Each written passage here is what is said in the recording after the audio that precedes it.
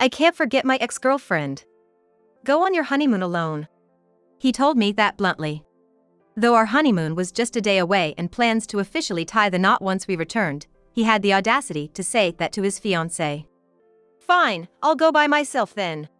My fiancé chose his affair over me. I have no lingering feelings for him anymore. I decided I'd never come back here and set off on a solo trip. My name is Sarah Johnson. I'm just an average woman in my 20s, working freelance. Currently, I'm engaged. I've been dating my partner since college, his name being Jason Miller. Given recent circumstances, we decided not to have a wedding ceremony. To be honest, I wasn't really concerned about wearing a wedding dress or having a big ceremony. Jason didn't seem too interested either, so it didn't matter. Both parents had seen each other, and the only thing we did was buy our rings. All that was left was to submit our marriage license on our upcoming anniversary in a few months. We're currently living together in our new home as an engaged couple.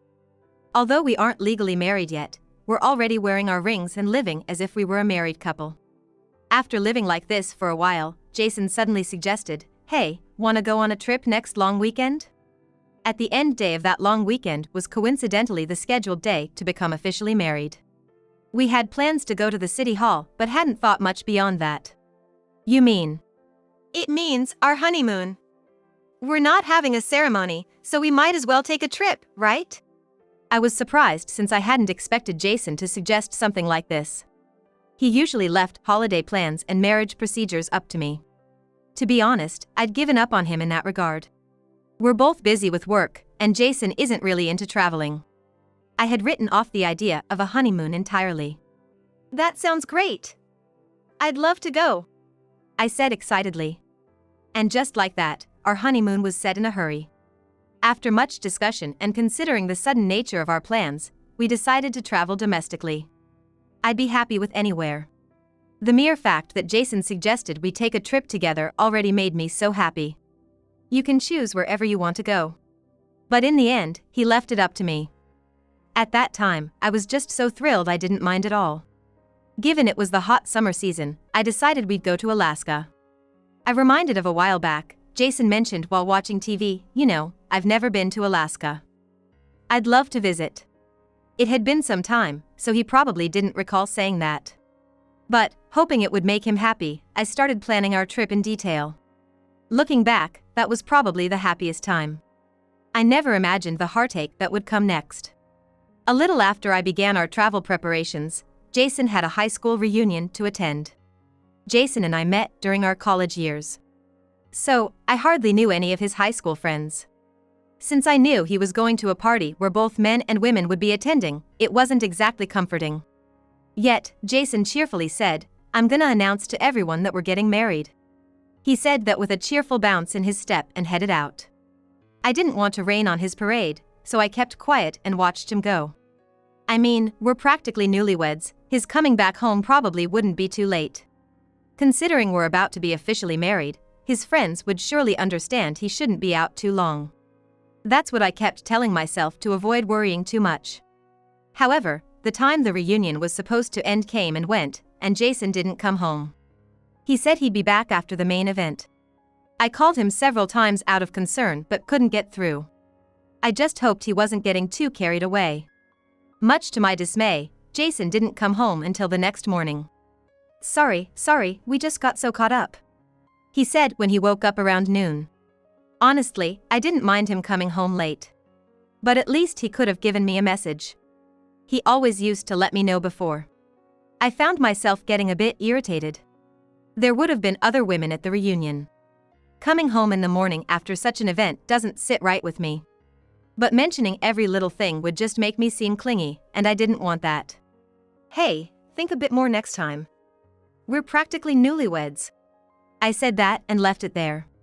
Probably he got caught up and missed the last train or something. There's nothing for me to worry about. At least, that's what I thought. But since that day, I felt something changed. Jason's behavior seemed off. Is this what they call a woman's intuition? All I noticed were minor things. Nothing concrete. But something felt amiss. He started coming home a bit later than usual. He began taking his cell phone to the restroom or when changing clothes. And he seemed distant even when I tried to strike up a conversation. Just small changes. Minor as they were, something inside me felt a warning. The Jason I knew was somehow different now. Did something happen at the reunion? That's what I started to think. But I didn't have the courage to turn my suspicions into certainty. Snooping through his phone, or confronting him directly. I was afraid to take such actions. If there was an issue, what would I do? We're about to get officially married, and if there's an issue? The thought scared me, and I couldn't muster the courage to move forward. And with those feelings, the day of our trip was gradually approaching. Jason seemed to be lost in his thoughts as usual. There were many days he didn't seem to really listen to what I said. "Hey, are you listening?" Even when I asked that, he'd reply, "Sorry, I didn't catch that. Just been worn out from work."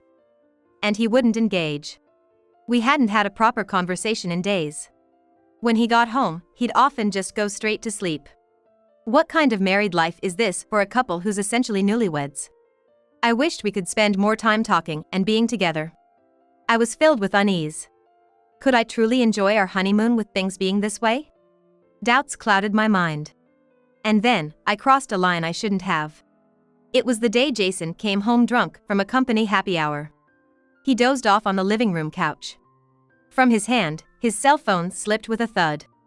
I picked it up, intending to put it on the table. At that moment, a notification caught my eye. I hadn't intended to snoop. But by sheer chance, it caught my eye. The sender's name was Jessica. A message from a woman. I couldn't see the entire text in that split second, but I think it said something like, "Did you deceive your wife? Can't wait to see you again." The moment I saw that, I felt the blood drain from my face. See him again? Deceive? Me? A sinking feeling washed over me. The uneasy feeling I'd been vaguely sensing seemed to be materializing before my very eyes. I knew I shouldn't, but I couldn't resist. Making sure Jason was fast asleep, I took the phone. I always knew Jason didn't have a lock on his phone. I believed it was because he trusted me and had nothing to hide. Hesitantly, I checked the messages. What I saw was absolutely shocking. Today, Jason had said he was at a company happy hour, but it seemed that was a lie. In reality, he had met with a woman named Jessica. Up until a few moments ago, my fiancé had been alone with another woman. And he lied to me, saying it was a work-related outing. Won't your newlywed wife get suspicious? It's fine. Told her it's a company outing. She's pretty oblivious, she won't catch on. That's awful, being so deceitful to her. It seems they had this conversation earlier in the day. Right around the time he told me he wouldn't need dinner because of the company outing. I had believed him, thinking a work event was a valid reason. Looking back through their conversation, the earliest message was from a month ago. From the day of the high school reunion. I was surprised to see how beautiful you've become. Breaking up was a mistake. If I had stayed with Jason, I'd be the one married to him. That's how their conversation started. It seems this Jessica was Jason's ex-girlfriend. Probably someone he dated in high school. By the time I met him, they had already broken up, so their relationship should have been long over. Maybe they rekindled things after seeing each other at the reunion. We're practically newlyweds and about to have our honeymoon. This kind of betrayal at such a time is unforgivable. Holding back my anger, I calmly took screenshots of their conversation. Just saw you, but I already miss you. I care about Jessica more than my wife. I love you. Why don't you leave your wife and marry me? I can satisfy you better, can't I? While I was taking shots of such delusional exchanges as evidence, tears streamed down my face. Was I the only one who thought we were happy? I thought I was gonna spend my life with him. Was that just a fleeting dream? After capturing all the evidence, I gently placed the phone back beside my husband. One thing's for sure, my mind is made up. I'll just go with the flow. Time flew, and it was finally the night before our trip. I had everything ready for our vacation. I asked Jason, "Have you packed yet?" But Jason just looked down, staying silent. What's wrong? After my repeated questioning, he finally spoke up, looking like he'd made up his mind. I can't go on our honeymoon with Sarah. He looked straight at me, and Jason continued speaking. He had an expression that seemed like he had finally let go or become defiant. I can't forget my ex. I want you to go on the honeymoon alone. He said it right to my face. With our honeymoon set for the next day and plans to get legally married after our return, he boldly declared to his fiancée. I can't forget my ex. You should go on the honeymoon by yourself. So you're choosing your ex over me? I asked, trying to stay calm. Not expecting me to be so composed, Jason firmly said, yes. I'm not gonna travel with Sarah. Jessica is the one I care about. He spoke as if intoxicated by his own words. Like he was trying to justify his actions or play the part of a tragic love story's protagonist. Listening to him, my decision became more solid. All right. I'll go alone then. I responded, getting up and heading towards our bedroom. Before closing the door, I don't want to see your face. Why don't you go to Jessica's place? Don't come back here till I leave for the trip. I said that. He replied, got it. I won't be coming back tonight. He left the house, calling someone. Probably Jessica, that woman he's cheating with. They're probably having a great night from now. That woman must be looking pretty smug right now. If she wants a cheater, I'll let her have. I'm over it. Left alone at home, I started preparing for my trip tomorrow. The next day, I was on a plane. Heading solo to Alaska. I had torn up the extra ticket which was written Jason's name when I left the house. He probably won't be coming home tonight. He's at his lover's place after all. I suppose if he does reach out, it'd be after he's home. With those thoughts, I arrived in Alaska. By the time I got there, it was beginning to get dark. Took longer than I thought. Might as well treat myself to a nice seafood dinner, local to Alaska. After a while, my phone rang. Of course, it was Jason. Probably returned from his lover's place. After checking out the situation at home, he called me.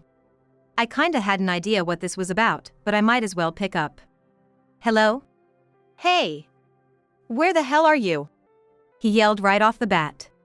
The volume of his voice caught me off guard, and I instinctively pulled the phone away from my ear. Loud much. I'm in Alaska, where you told me to go, right? I replied with a sigh. Why? Well, you're the one who did let me go on the honeymoon alone, didn't you? That's not the point. Even over the phone, it was clear. Jason was clearly panicking. I could tell from the tone of his voice. What the hell were you thinking? Why is the house empty? Before I left for Alaska, I had tidied up my personal affairs. Modern moving companies are pretty darn efficient. Maybe it's tailored to folks who need to get out in a jiffy. Apparently, they can handle same-day moves. Well, I'd been researching this for a while and had already chosen a company. You mean I moved? Isn't it obvious? Why'd you take all the furniture? We were living there together, this doesn't make any sense. We lived there together, but all the furniture was mine. What are you talking about?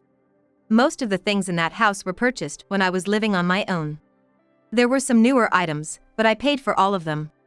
Jason always said he'd pay me back later, but never did.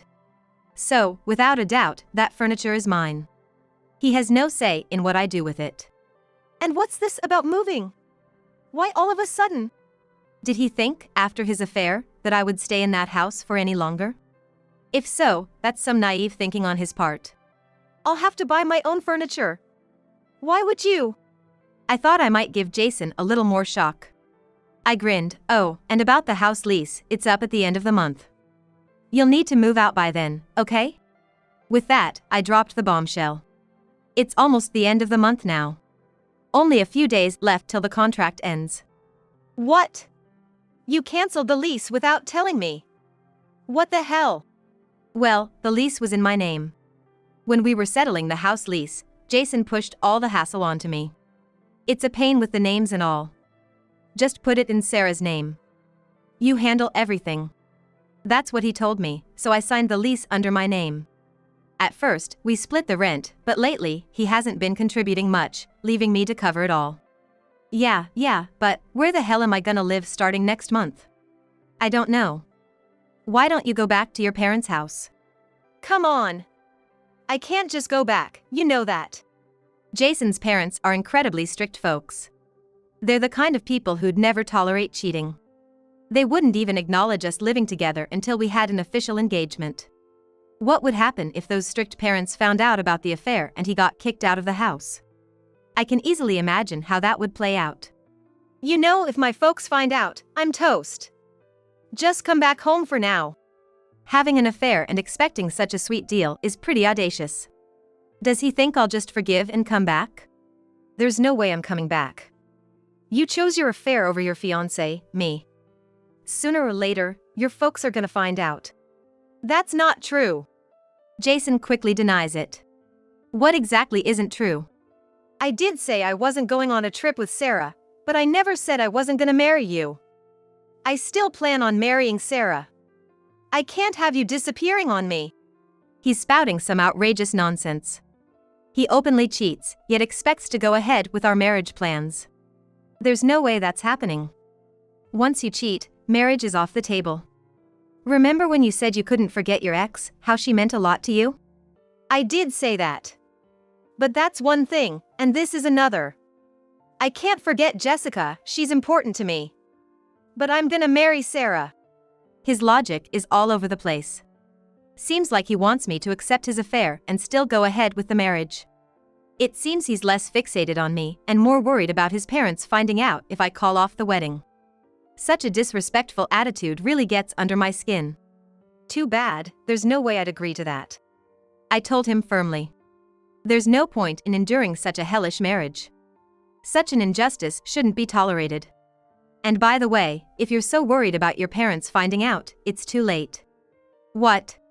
I've already sent them all the evidence. They know everything now. What the heck? Right as I got off the plane, I sent all the evidence to Jason's parents digitally. They'll also receive a physical copy in the mail soon. What? What the hell did you do? The only one who did something out of line was you, wasn't it? You chose your mistress over our honeymoon.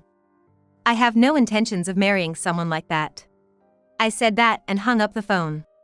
Jason kept trying to contact me persistently, but I ignored every single one. I informed his parents about breaking off the engagement and asked them not to contact me, then blocked their numbers. Looking back, I'm glad we hadn't planned a wedding yet. Thinking about cancellation fees and all gives me the chills. Thankfully, we hadn't officially registered the marriage yet, so there's no paperwork or anything to deal with. I guess I should just be grateful that this all came out before the paperwork was finalized. If Jason would have truly changed his ways once we were married. I had hoped for a moment. But it was clear that his heart had completely drifted away, and getting back together would probably be impossible. So, I decided to settle everything and break away from Jason. Luckily, my job allows me to work from anywhere since I'm a freelancer. It's a huge perk being able to be on the move so easily. Once this solo trip to Alaska is over, I'm planning to head back to my parents' place. I do intend to live alone again once I've settled down. Finding a new place in just these few days would have been impossible. For now, I'm just gonna enjoy Alaska and forget everything. Turns out, Jason got a serious earful from his parents later on. His parents seemed to have really liked me, and they probably couldn't forgive him for betraying and cheating on me. He apparently tried to introduce Jessica to them as his new girlfriend, but they turned her away right at the door. They surely wouldn't accept her. To make matters worse, they even found out that he was trying to rush our marriage just so they wouldn't get mad at him. Telling them that Jessica was his new fiancée in such a vague situation probably only made his parents angrier. From what I've heard, Jason's parents have disowned him and he's basically been cast out. Losing his home and his family, it's quite the mess he's in. Well, considering we weren't married yet, I hope he'd be grateful that I didn't ask for a refund of the house lease or anything like that. After all, had I felt like it, I could have made such demands. But I knew even without doing that, his life would become pretty tough. Jason, to be honest, doesn't make that great of a salary. It's probably a bit below average for his age group. Compared to mine, it's about half. Of course, I never told Jason that because I didn't want to hurt his pride. That's why, even if Jason didn't pay the rent or chip in for living expenses, we managed. That was all thanks to my earnings. But what about Jason now? Suddenly kicked out without any furniture or appliances. Now he's gonna start living on his own, renting a place, and buying all the household appliances. After doing all that, I wonder how much money he'll have left. Seems like he's actually struggling to get by month to month. He probably rented a place close to his work, somewhere similar to before. That area has high rent. Buying all the appliances will cost a lot, and if he continues to eat out, he'll run out of money in no time. Moreover, he can't rely on my income anymore, so his earnings are less than half. His bank balance will hit rock bottom in no time. The reason he could afford dates and hotel stays was because of me. He probably realizes that now. And can a broke guy like him keep an affair going on for long? As expected, Jessica, his affair partner, quickly dumped Jason. She seems to be getting along with a new guy now. So, he lost his fiancée, his family home, his place, and even his affair partner. Even if Jason regrets everything now, there's no turning back. Even without me asking for the repayment, he's bound to lead a difficult life. He's been disowned, so he can't rely on his family. He's truly in a tight spot. As for me, I'm living comfortably at my parents' place. Going about my usual work routine, while looking for a new home and thinking about my new life. When they heard about the broken engagement, my parents were initially shocked. But after hearing the details, they came around and understood. They probably thought it was a good thing that we hadn't legally tied the knot yet. Even mutual friends were very surprised. Well, for me, it's already become something I can laugh about, so I have no intention of hiding it. Probably, rumors will spread, and Jason's social circle will shrink. I expect he'll become estranged from the friends he made during college too. After a solo trip to a place like Alaska, I've become hooked on traveling alone. Now I'm planning to maybe head somewhere down south next.